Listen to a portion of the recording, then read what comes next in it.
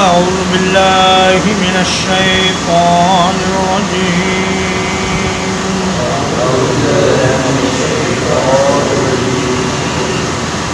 ولو أن لكل نفس ظلمت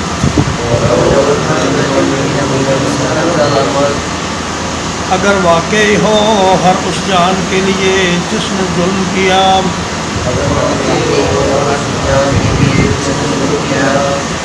ما فی الارض لافتدت به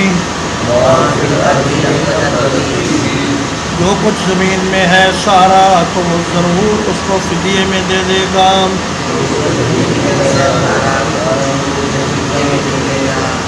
وَأَسَرُّ النَّدَامَةَ اور چھپائیں گے ندامت کو لَمَّا رَأَوُا الْعَذَابَ جب دیکھیں گے عذاب کو وَقُضِيَ بَيْنَهُمْ بِالْقِسْطِ اور فیصلہ کر دیا جائے گا ان کے درمیان انصاف کے ساتھ وَهُمْ لَا يُظْلَمُونَ اور وہ کچھ بھی ظلم نہیں کیے جائیں گے۔ فرمایا قیامت کے دن ایسا ہولناک ہوگا کہ اگر کسی انسان کے پاس زمین سونے سے اور جواہرات سے بھری ہوئی ہوگی تو وہ ساری زمین کو جہنم سے خلاصی کے لیے فدیے کے طور پر پیش کر دے گا، لیکن اس کا یہ فدیہ قبول نہیں کیا جائے گا۔ اللہ تعالیٰ فرماتا ہے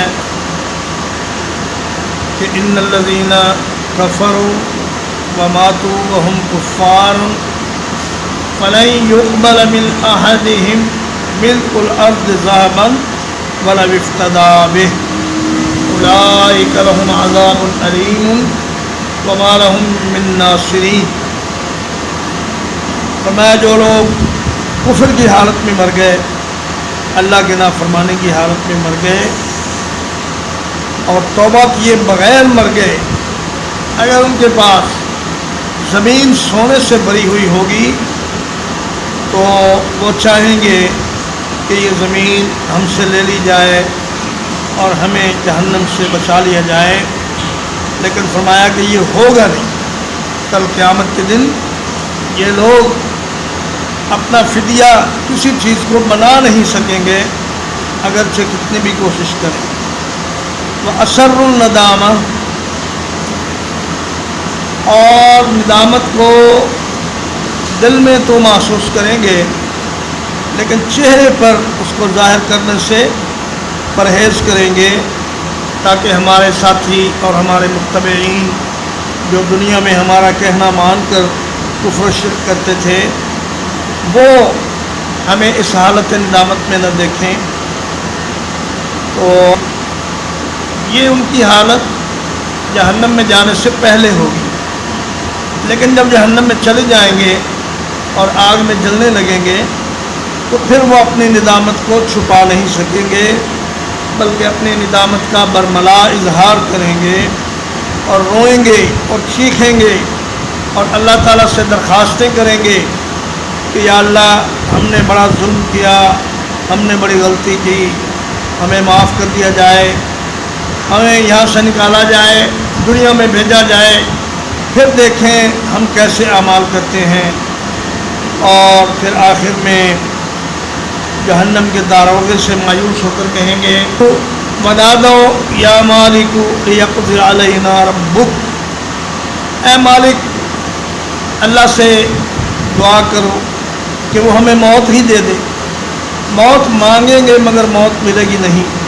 فرمایا ثُمَّ لَا يَمُوتُ فِيهَا وَلَا يَحْيَا، پھر اس میں نہ وہ زندہ رہیں گے نہ مریں گے اور ان دونوں کے درمیان کی حالت میں وہ رہیں گے اور ہمیشہ رہیں گے۔ اور ایک معنی اسر الندامہ کا یہ بھی کیا گیا ہے کہ اسرہ یہ ازداد میں سے ہے، اضداد وہ الفاظ ہوتے ہیں جن کے معنی الٹ ہوتے ہیں، ایک دوسرے کے متضاد معنی دونوں اس میں پائے جاتے ہیں۔ تو اسرو کا معنی چھپانا بھی ہے اور ظاہر کرنا بھی ہے، تو فرمایا کہ وہ ندامت کو ظاہر کریں گے۔ اسی لیے اسرہ چہرے کے تاثرات اور پیشانی کی سلوٹوں کو کہا جاتا ہے اسرۃ وجہہ، آدمی کے چہرے کے تاثرات۔ تو فرمایا کہ وہ ندامت چھپانا چاہیں گے مگر چھپا نہیں سکیں گے۔ اور فرمایا وہم لا یظلمون، جو سزا بھی کسی کو ملے گی تو اس کے اعمال کے نتیجے میں ملے گی، اللہ کسی پر ظلم نہیں کرے گا۔ جو کچھ انسان یہاں سے کما کر جائے گا وہی کچھ اسے وہاں اس کا پھل ملے گا، اچھا کرے گا تو اچھا پھل ملے گا، برا کرے گا تو برا نتیجہ ملے گا۔ الا ان للہ ما فی السماوات والارض،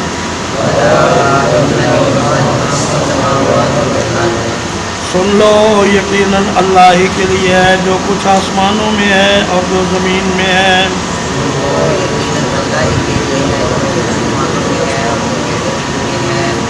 الا ان وعد اللہ حق،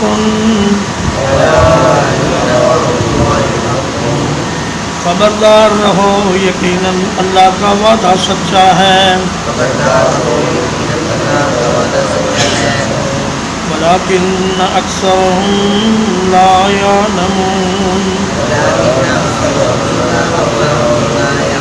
لیکن ان کے اکثر اس بات کو نہیں جانتے۔ الا حرف تنبیہ ہے، یعنی سن لو، خبردار رہو، آگاہ رہو، چوکنے رہو کہ زمین و آسمان کی ہر چیز کا مالک اللہ ہے، اور اللہ کا قیامت قائم کرنے کا وعدہ بالکل سچا ہے، 100% سے بھی زیادہ سچا ہے۔ اور اللہ کے وعدے کہ میزان اعمال ہوگا، اعمال کا وزن ہوگا اور پرصراط سے گزرنا ہوگا، اور اعمال نامہ دائیں یا بائیں ہاتھ میں ملے گا، اور آدمی جنت میں جائے گا یا جہنم میں جائے گا، یہ سب وعدے اللہ کے سچے ہیں۔ وہ یحیی و یمیت، وہی ہے جو زندہ کرتا ہے اور مارتا ہے۔ وَإِلَیہِ تُرْجَعُونَ،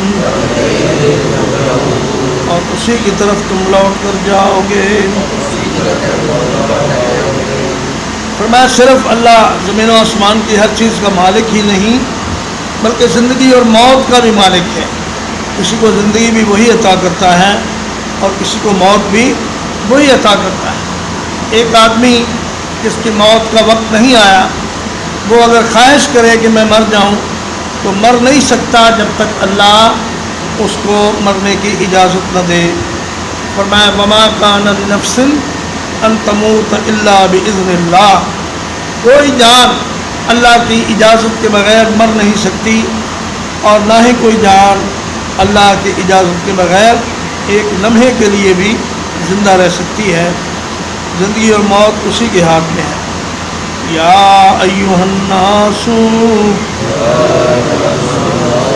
اے دنیا بھر کے لوگوں، قد جاءتکم موعظۃ من ربکم، یقیناً آ گئی تمہارے پاس ایک عظیم نصیحت تمہارے رب کی طرف سے۔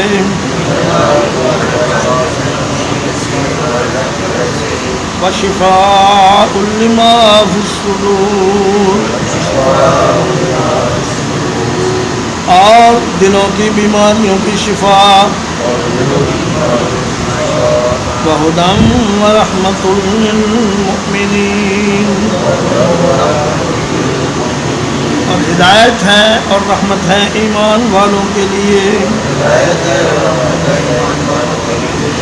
فرمایا قرآن مجید کی 4 بڑی صفتیں اللہ تعالیٰ نے اس آیت کریمہ میں بیان فرمائی ہیں۔ ایک تو یہ کہ یہ موعظت ہے، موعظت پر جو تنوین ہے یہ تعظیم کے لیے ہے، اسی لیے معنی کیا گیا ہے عظیم نصیحت۔ موعظت ایسی نصیحت کو کہتے ہیں کہ جس میں ساتھ ساتھ ڈراوا بھی ہو، اور شفاء لما فی الصدور، دلوں کی بیماریوں کا یہ علاج ہے۔ دلوں کی بیماریوں میں کفر ہے، شرک ہے، کینہ ہے، حسد ہے، بغض ہے، اور نیکی سے نفرت اور گناہ سے محبت ہے، اور دنیا کے مال کی محبت، اور دوسرے بھائی کے ساتھ بے رخی اور عداوت، یہ ساری چیزیں دلوں کی بیماریاں ہیں۔ اگر کوئی شخص قرآن مجید پر عمل کرے تو اس کی یہ ساری بیماریاں دور ہو سکتی ہیں۔ اگرچہ یہ قرآن جسمانی بیماریوں کے لیے بھی شفا ہے۔ حضرت خارجہ بن سلط رضی اللہ تعالیٰ عنہ کے چچا نے ایک مرتبہ ایک پاگل مجنون پر سورۃ الفاتحہ پڑھ کے دم کی تو وہ ٹھیک ہو گیا، اور انہوں نے 100 بکریاں ان کو تحفے میں دیں۔ اور اسی طرح سانپ کے ڈسنے پر وہ واقعہ معروف ہے کہ جب صحابہ نے سورۃ الفاتحہ پڑھ کے دم کیا تو وہ ٹھیک ہو گیا۔ تو قرآن جسمانی بیماریوں کے لیے بھی شفا ہے، لیکن اس آیت کریمہ میں یہ فرمایا کہ دراصل یہ روحانی بیماریوں کی شفا ہے۔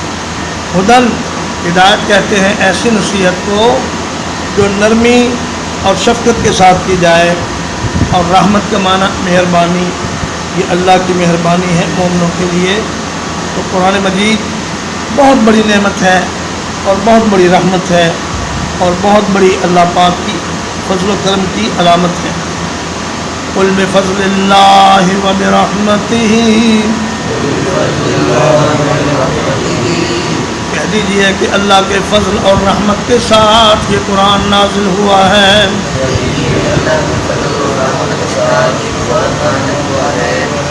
فَبِذَلِكَ فَلْيَفْرَحُوا، تو اسی کے ساتھ لوگوں کو خوش ہونا چاہیے۔ هُوَ خَيْرٌ مِّمَّا يَجْمَعُونَ، وہ بہتر ہے اس چیز سے جو وہ جمع کرتے ہیں۔ فرمایا فضل اللہ اور رحمت اللہ کی، اس میں قرآن مجید بھی شامل ہے، دین اسلام بھی شامل ہے، پیغمبر اسلام بھی شامل ہیں، اور جنت کی نعمتیں بھی شامل ہیں۔ فرمایا یہ سب اللہ کے فضل سے اور اس کی رحمت سے حاصل ہوتی ہیں، اور اسی پر آدمی کو خوش ہونا چاہیے۔ فرح کا معنی ہوتا ہے جسمانی طور پر خوش ہونا، اور اس کا معنی اترانا اور پھولنا بھی ہے۔ جیسے قارون کو اس کی قوم نے کہا کہ لا تفرح ان اللہ لا يحب الفرحین، اے قارون اپنے اس مال و دولت پر زیادہ اترایا نہ کرو، اللہ پھولنے والوں اور اترانے والوں کو پسند نہیں کرتا۔ لیکن فرمایا کہ خوش ہونا اگر کسی چیز پر لائق ہے اور اترانا اگر کسی چیز پر جائز ہے تو وہ اللہ کا فضل اور اس کی رحمت ہے جس کو حاصل ہو جائے۔ قُلْ أَرَأَيْتُمْ مَا أَنزَلَ اللَّهُ لَكُم مِّن رِّزْقٍ،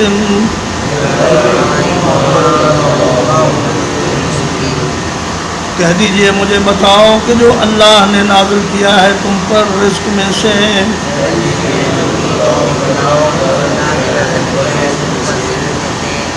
فَجَعَلْتُم مِّنْهُ حَرَامًا وَحَلَالًا،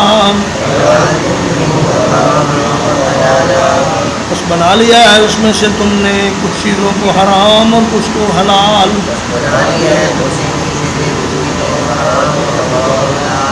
قُلْ اللَّهُ أَذِنَ لَكُمْ، کہہ دیجئے کیا اللہ نے تمہیں اس کی اجازت دی ہے؟ أَمْ عَلَى اللَّهِ تَفْتَرُونَ، یا تم اللہ پر جھوٹ باندھ رہے ہو۔ عوف بن مالک بن نضلہ، نون ضاد لام اور تا کے ساتھ، یہ کہتے ہیں میں کفر کی حالت میں نبی کریم صلی اللہ علیہ وسلم کی خدمت میں حاضر ہوا آپ نے فرمایا اے عوف تمہاری یہ کیا حالت ہے، پھٹے ہوئے کپڑے اور میلا کچلا جسم اور بری حالت، تو کیا تمہارے پاس کچھ مال ہے؟ میں نے کہا جی میرے پاس اونٹ بھی ہیں، بکریاں بھی ہیں اور بھی بہت سی چیزیں ہیں۔ تو آپ صلی اللہ علیہ وسلم نے فرمایا کہ اللہ تعالیٰ اس بات کو پسند کرتا ہے کہ وہ اپنے بندے پر اس کے نعمت کا اثر دیکھے۔ پھر فرمایا کہ اے عوف یہ بتاؤ کہ جب تمہاری اونٹنی کوئی بچہ دیتی ہے تو اس کے کان سلامت ہوتے ہیں یا کٹے ہوئے؟ انہوں نے کہا جی سلامت ہوتے ہیں۔ فرمایا پھر تم اپنی چھری سے اس کے کان کاٹ کر اسے بحیرہ کا نام دے دیتے ہو، کسی کو وسیلہ کا نام دے دیتے ہو، کسی کو حام کا نام دے دیتے ہو۔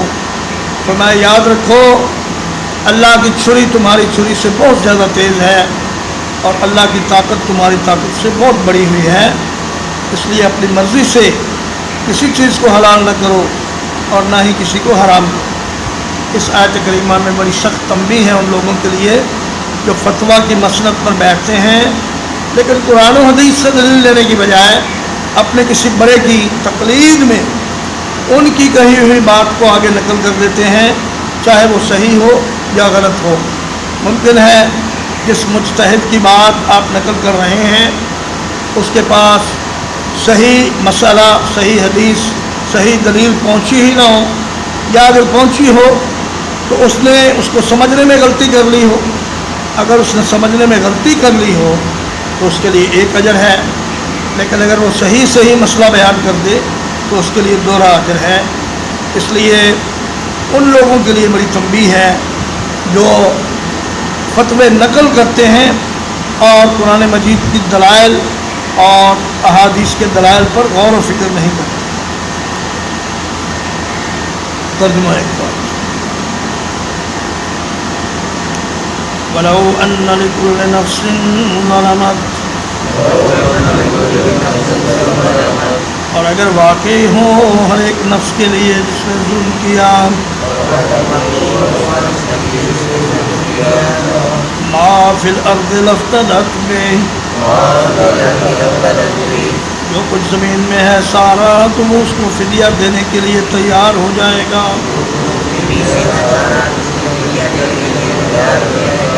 وَأَسَرُّوا النَّدَامَةَ لَمَّا رَأَوُا الْعَذَابَ، اور ندامت کو چھپانے کی کوشش کریں گے جب وہ عذاب دیکھیں گے۔ وَقُضِيَ بَيْنَهُم بِالْقِسْطِ، اور فیصلہ کر دیا جائے گا ان کے درمیان انصاف کے ساتھ۔ وَهُمْ لَا يُظْلَمُونَ، اور وہ ہرگز ظلم نہیں کیے جائیں گے۔ أَلَا إِنَّ لِلَّهِ مَا فِي السَّمَاوَاتِ وَالْأَرْضِ،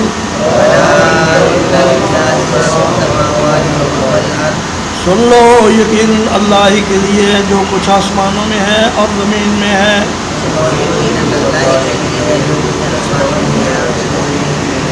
الا ان وعد اللہ حق، سن لو یقیناً اللہ کا وعدہ سچا ہے۔ ولكن أكثرهم لا يعلمون، لیکن ان کے اکثر اس بات کو نہیں جانتے۔ هو يحيي ويميت، وہی زندہ کرتا اور مارتا ہے۔ وإليه ترجعون، اور اسی کی طرف تم لوٹ کر جاؤ گے۔ یا ایھا الناس، اے دنیا بھر کے لوگوں، قد جاءتکم موعظۃ من ربکم، یقیناً آ گئی تمہارے پاس ایک عظیم نصیحت تمہارے رب کی طرف سے۔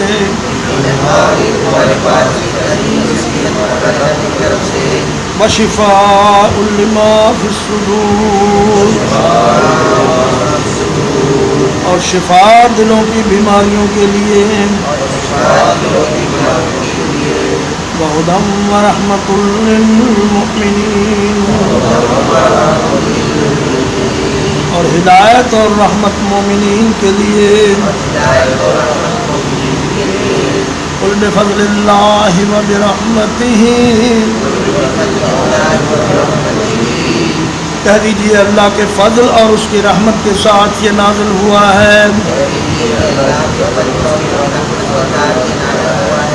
فَبِذَلِكَ فَلْيَفْرَحُوا، تو اسی کے ساتھ انہیں خوش ہونا چاہیے۔ هُوَ خَيْرٌ مِّمَّا يَجْمَعُونَ، وہ بہتر ہے اس چیز سے جو وہ جمع کرتے ہیں۔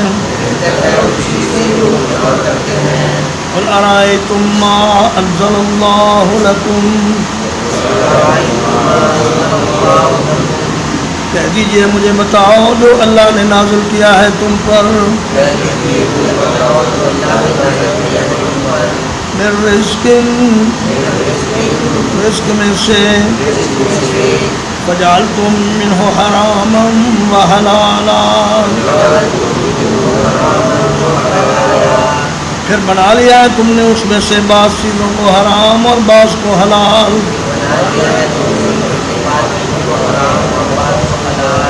قل اللہ اذن لکم،